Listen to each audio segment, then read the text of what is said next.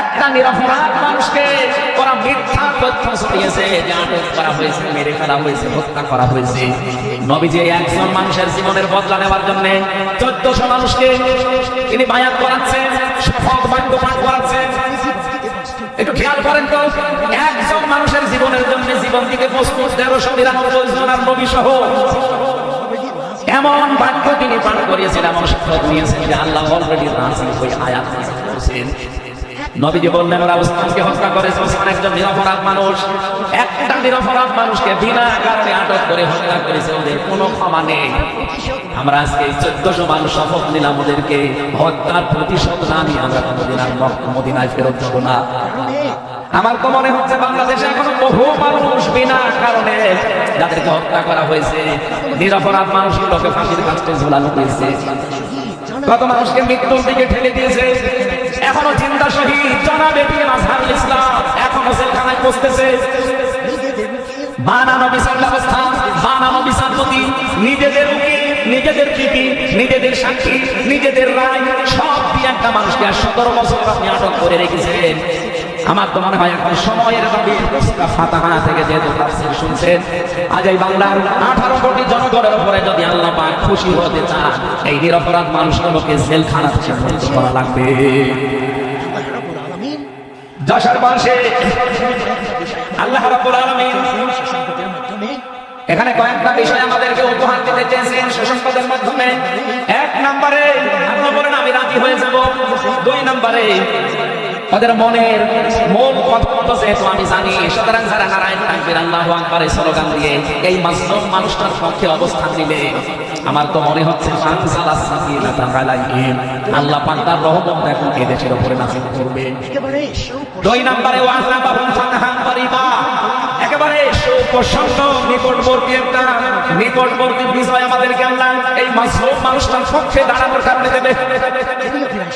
আমি আজকে একজন জেলখাটা মানুষের সাথে কথা বলছিলাম, তিনিও প্রায় 3.5-4 বছর ছিলেন। তিনি জানাচ্ছিলেন যে হামজা ভাই, আসলে আমরা যারা জেলে ছিলাম তারা ছাড়া এটা বোঝানো সম্ভব না। বহু মানুষ বিনা অপরাধে, বিশেষ করে 3.5 বছরে হবে বিনা কারণে, বিনা অপরাধে কিছু জানে না, বছরের পর বছর জেলে বসতেছে। ওরা যদি এক নিরপরাধ মানুষকে মিথ্যা কথা ছড়িয়ে দেওয়ার কারণে নবী যেরকম সিদ্ধান্ত নিতে পারে, আজ বাংলার 18 কোটি মানুষ দল বেদল সব ভুলে গিয়ে নিরপরাধ যত মানুষ জেলে ভর্তি আছে, খুন হয়েছিল যারা, এদের পক্ষে দাঁড়াতে যদি সত্যি আপনি মন থেকে এগিয়ে আসতে পারে, আল্লাহর কসম আমাদের সামনে আল্লাহ বিজয় দেখাবে। বাংলাদেশের ঐতিহ্যবাহী জেলা যশোর, আকিল সমিনা মেডিকেল কলেজ প্রাঙ্গণে ফুলের হাট যশোর 3 দিন ব্যাপী ঐতিহাসিক তাফসীরুল কোরআন মাহফিলের 2য় রজনীর স্বনামধন্য সভাপতি, অতদন্তলের 3য় সন্তান, ইসলামিক চিন্তাবিদ, চিকিৎসাবিদ মরহুম শেখ আকিজউদ্দিন, তার বড় সন্তান আলহাজ ডাক্তার শেখ মহিউদ্দিন, আতাল্লাহু ওয়া বারাকাল্লাহু ফি হায়াতি, বলেন আমিন। আমি প্রথমে দোয়া করছি মহান রব্বুল ইজ্জত ওয়াল জালালের দরবারে মরহুম শেখ আকিজউদ্দিন তার একজন সন্তান এই দুনিয়া থেকে বিদায় নিয়েছে। এই মাহফিল যিনি এককভাবে বাস্তবায়ন করতেন খুলনা বেজেরডাঙ্গার ময়দানে, উনি কয়েক বছর আমাদের ভেতরে নেই, আলহাজ শেখ মমিনুদ্দিন, আল্লাহ রাব্বুল আলামিন তার কবরটাকে যেন জান্নাতুল ফেরদাউস বানিয়ে দেন, বলেন আমিন। দল মত জাতি বর্ণ ধর্ম নির্বিশেষে কোরআনে কারীম শোনার জন্য যারা এই ময়দানে ছুটে এসেছে রাতের বেলা, আমরা যে খুশি প্রকাশ করার জন্য বলছি আলহামদুলিল্লাহ। সম্মানিত দুইজন উপস্থাপক আজকে আপনাদের সামনে যারা কথা বলছিলেন, আমাদের যশোরের কৃতি সন্তান, বিশিষ্ট সঙ্গীত শিল্পী, শ্রদ্ধাভাজন বড় ভাই জনাব কবির বিন সামাদ দামাত বারকাতুহু আলিয়া, সম্মানিত উপস্থাপক হিসাবে আরেকজন আছেন বাংলাদেশের কৃতি সন্তান, ইসলামিক চিন্তাবিদ, নাশিদ শিল্পী বড় ভাই জনাব আমিরুল মুমিনিন মানিক হাফিজাহুল আল্লাহ। যে আল্লাহ আমাদেরকে কণ্ঠ ছেড়ে দিয়েছেন কথা বলার জন্য। 15.5 বছর মনে হচ্ছিল যে আমাদের বুকের উপরে একটা পাথর দেওয়া আছে, পাথরটা আল্লাহ নিজের কুদরতি ভাবে সরিয়ে দিয়েছেন। যে আল্লাহ আমাদেরকে এখন এই যে কথা বলার মতো সুযোগ দিয়েছেন, বলেন আলহামদুলিল্লাহ। পৃথিবীতে মানুষ যা পেয়েছে সব কিছুর তুলনায় আল্লাহর কাছে কোরআনে কারীম শ্রেষ্ঠ শব্দ। আজকের এই ময়দানে সম্পর্ক শুধু কোরআনে কারিমের সাথে, নয়তো আমরা এই হাজার লক্ষ মানুষেরা এই রাতের বেলা প্রচন্ড শীত অপেক্ষা করে আসতাম, শুধুমাত্র সেই মহিউদ্দিন সাহেব ডাক দিলে আমরা আসতাম, বিষয়টা এমন না। এখানে সম্পর্ক এই সৌন্দর্যের সাথে কোরআনে। এই জন্য যারা শিক্ষকের দায়িত্বে আছেন আমি তাদেরকে ওয়েলকাম জানাচ্ছি, ধন্যবাদ জানাচ্ছি। তাদের এই কষ্ট, তাদের এই শ্রম আল্লাহ রাব্বুল আলামিন যেন জান্নাতে যাওয়ার পাতিহ বানিয়ে দেন, বলেন আমিন।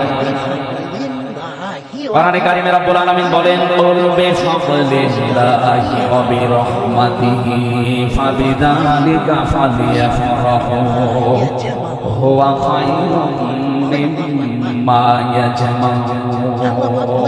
বলেন আল্লাহু আকবার।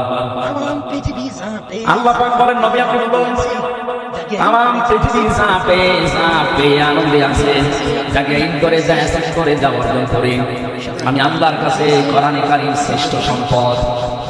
সুতরাং কোরআন যারা পেয়েছে তারা যেন আনন্দ করে।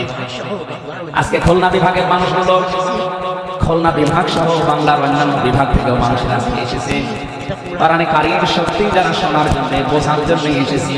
এটা পুরো এখন ইবাদত চলছে। আমরা খুশি দুনিয়ার সব কিছুর তুলনায় আজকে, বলেন আলহামদুলিল্লাহ।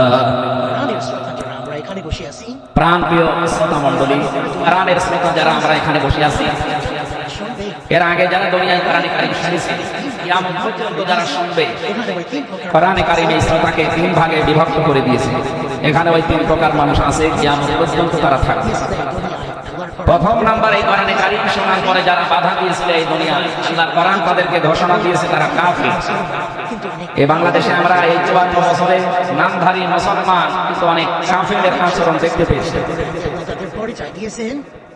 হামিম সাজদার 26 নাম্বার আয়াতে আল্লাহ তাদের পরিচয় দিয়েছেন, ওয়াকালা আল্লাযীনা কাফারু লা তাসমাউ লিহাযাল কুরআন ওয়ালগাউ ফীহি লাআল্লাকুম তাগলিবুন। আল্লাহ পাক বলেন, কাফেরেরা সিদ্ধান্ত নিয়েছিল সব চলতে দেওয়া যাবে, মুহাম্মদের কোরআনে কারীম এটা চলতে দেওয়া যাবে না। কারণ তারা বুঝেছিল এটা 1500 বছর আগে নাযিল হওয়া। ভালোভাবে বুঝেছিল কোরআনে কারীম মুহাম্মদুর রাসূলুল্লাহ যেটা বোঝাতে চায়, এটা যদি সত্যি জনগণ বুঝতে পারে আর মেনে নেয়, আমি যে অবৈধ সরকারে বসে আছি আর থাকবে না। যুগে যুগে যারা কথা দিয়েছে তারা এই চাইতে পেয়েছে। তারা খুব ভালোভাবে জানে কোরআন যারা প্রচার করে, সত্যিই কোরআনের এই কথাগুলো যদি সাধারণ মানুষেরা জনগণ বুঝে ফেলে, আমরা যে শয়তানি করি, আমরা যে অবৈধভাবে টিকে আছি, এটা থাকবে না।